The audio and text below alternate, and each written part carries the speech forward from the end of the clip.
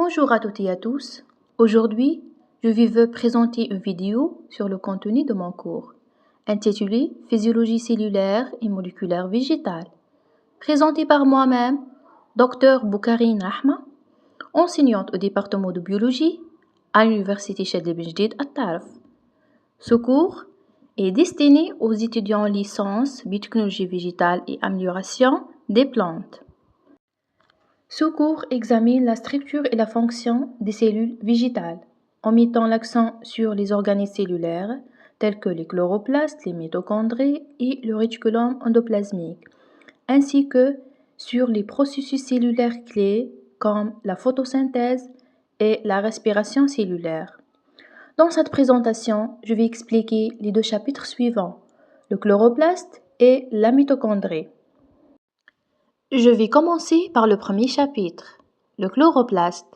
Les objectifs spécifiques de cette section sont de vous permettre d'étudier le développement des plastes à partir des proplastides, comprendre la structure des chloroplastes, y compris les membranes internes et externes, les thylakoïdes et le stroma, étudier la composition biochimique du chloroplaste, notamment les protéines, les lipides, les pigments et les acides nucléiques, décrire les fonctions principales du chloroplaste, notamment la photosynthèse et la production d'ATP, et également analyser les étapes de la photosynthèse, y compris la phase photochimique et le cycle de Calvin. Tout d'abord, nous allons explorer l'origine et la différenciation des plastes.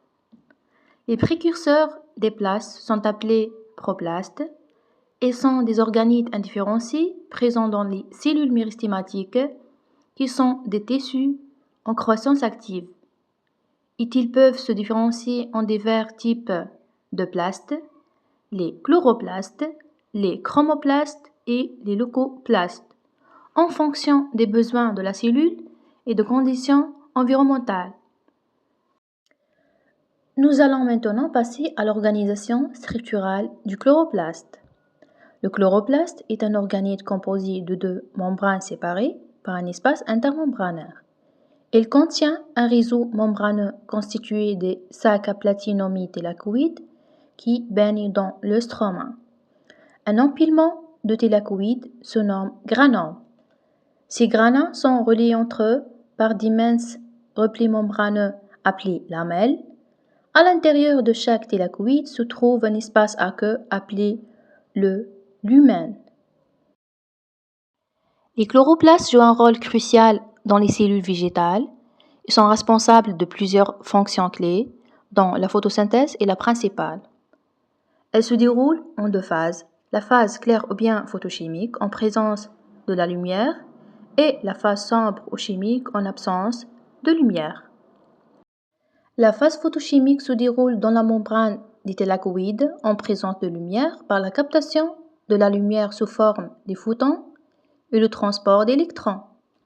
La phase chimique, également connue sous le nom de cycle de Calvin, qui a lieu dans le stroma du chloroplaste en absence de lumière, elle est responsable de la conversion du dioxyde de carbone en glucides.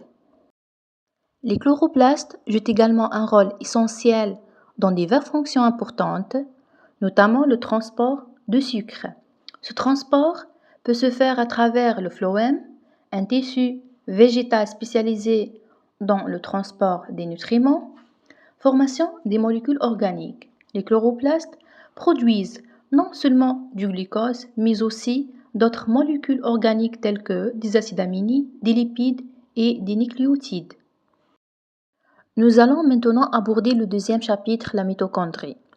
Les objectifs spécifiques de cette partie visent à vous aider à comprendre l'origine endosymbiotique de la mitochondrie, identifier les composants structurels, étudier les compositions biochimiques de la mitochondrie, comprendre le rôle de la mitochondrie dans la production d'énergie chez les cellules végétales, en particulier le processus de respiration cellulaire, et enfin évaluer l'importance de la mitochondrie dans d'autres processus cellulaires. En ce qui concerne l'origine des mitochondries, elles proviennent à l'origine du bactérie aérobie, phagocytée par une cellule hôte préeucaryote. La cellule hôte peut capturer des bactéries et les enfermer dans une vacuole de digestion. Nous allons maintenant passer à l'organisation structurelle de la mitochondrie. Les mitochondries possèdent une double membrane définissant 4 compartiments, la membrane externe, l'espace intermembranaire, la membrane interne et la matrice. La structure de la membrane interne est flexible et se transforme généralement en indentation pliée appelée crête mitochondriale. Le rôle principal des mitochondries est de produire de l'ATP par la respiration cellulaire. Elle sera présentée en 4 étapes.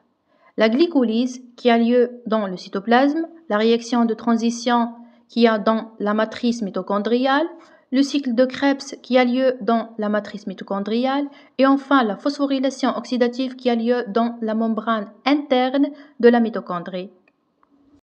Les mitochondries jouent également un rôle essentiel dans diverses fonctions importantes, notamment la régulation du métabolisme, la régulation du calcium et l'apoptose ou bien la mort cellulaire programmée. Nous arrivons à la fin de cette vidéo. Merci de votre attention.